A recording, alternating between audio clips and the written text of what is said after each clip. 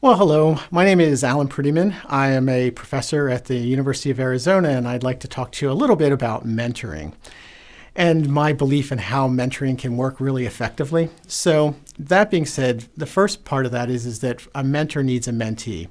So that actually is the most important part of this whole process is to identify somebody that you can work with and that they have a fit for you. Now, that relationship is truly a relationship. So you have to build a little bit of trust, and then you have to indeed identify what that mentee needs. And that's it sounds easy, but it's not necessarily the easiest thing to actually accomplish. And by that I mean is that since everybody that you're going to be working with is a different person, it's a best way to approach that is, in my mind, is a kind of just a question and answer thing. And it involves you asking a lot of questions so that you can just get clarification and understand what they can, best benefit from you and the expertise that you have.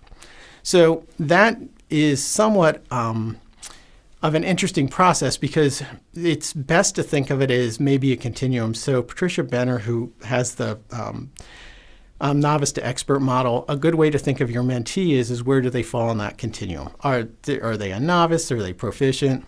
Are they a beginner? Where do they fall on there? They're certainly not quite an expert yet because they wouldn't be talking to you assuming that you are the expert. And once you've established where you think that is, then you can start thinking about how you can help them and best facilitate where they would like to go. And again, it's let them drive the conversation. And then you're there not so much as to give them information, but maybe to reflect on their needs so that they can then go, oh, well, let me work on this.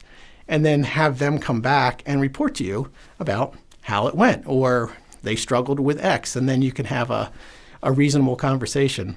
It's not a lecture, it's different. So it's really important to think of that as a nice, meaningful relationship, and it doesn't have to be that you're going to have a relationship for forever. This might be a short-term relationship that has a big, meaningful impact on them, but you might, as the mentor, not experience the actual impact because they move on in their career, and you might lose touch with them, but you still had that meaningful impact. So some of this is being a mentor is acknowledging the fact that you don't necessarily get to see the outcome of the things that you did, but it still makes it a really meaningful experience for both you and the mentee. Thank you.